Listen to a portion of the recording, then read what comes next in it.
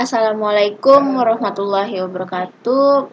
Perkenalkan, nama saya Revia Devika, NIM saya 2892150091. Saya dari Prodi Manajemen Reguler Plus. Di sini saya akan mengerjakan mata kuliah untuk UAS Aspek Hukum dalam Bisnis.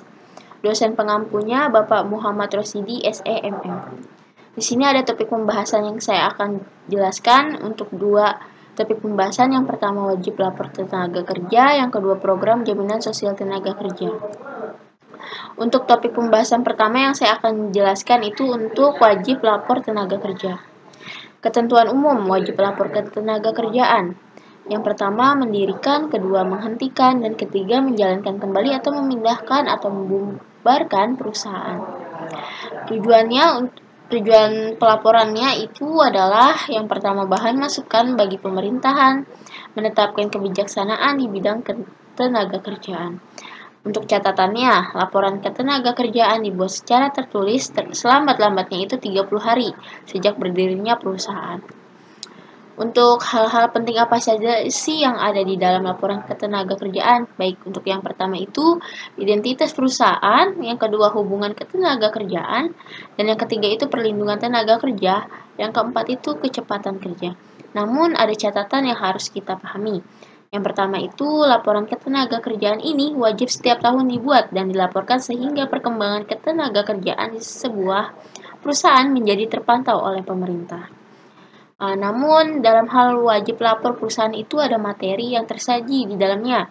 Ada 5, yang pertama itu nama dan alamat perusahaan, dan kedua itu nama dan alamat pengurus perusahaan, dan ketiga itu nama dan alamat perusahaan atas bagian perusahaan, yang keempat itu jumlah buruh, dan kelima itu ada tidaknya pesawat tenaga dan ketentuan tenaga kerja.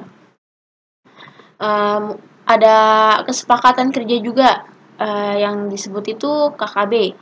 Diciptakan pokok-pokok K3 yaitu prinsipnya HIPMI, perusahaan dan kesehatan, pakaian kerja dan sepatu kerja, alat pelindung diri, panitia pembinaan. Catatannya itu pengertian K3 menurut filosofi Mangkunegara keselamatan dan kesehatan kerja K3 adalah suatu pemikiran dan upaya untuk menjamin keutuhan dan kesempurnaan jasmani maupun rohani tenaga kerja khususnya dan manusia pada umumnya, serta hasil karya dan budaya menuju masyarakat adil dan makmur. Catatan buat semua perusahaan untuk mengerti arti tentang karyawan atau seorang pekerja. Sayangnya banyak pekerja mau menerima begitu saja pendapatan yang dilontarkan manajemen karena mereka beranggapan bahwa bahaya di tempat kerja merupakan hal yang lumrah.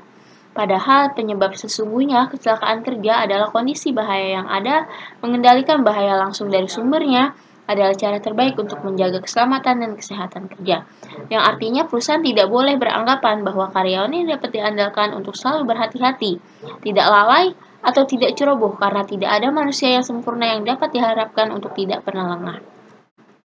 Untuk penjelasan bagian kedua yaitu program jaminan sosial tenaga kerja.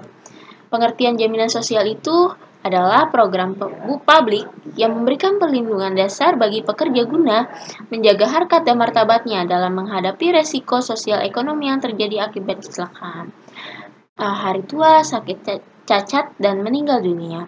Jaminan sosial merupakan program yang melakukan pembiayaan sendiri atau self-financing, di mana pembiayaan tersebut merupakan kewajiban pemerintah, pengusaha, dan pekerja tripartite. Ada beberapa kaitan pelaksanaan jaminan sosial ini terdapat 3. Yang pertama, asuransi yang merupakan skema pertanggungan bagi pihak yang mampu dan memenuhi syarat tertentu. Yang kedua, bantuan sosial, yaitu bantuan hibah bagi warga negara yang tidak mampu atau fakir miskin. Dan ketiga, jaminan sosial berupa perlindungan dasar bagi pekerja yang dananya berasal dari iuran pengusaha dan pekerja.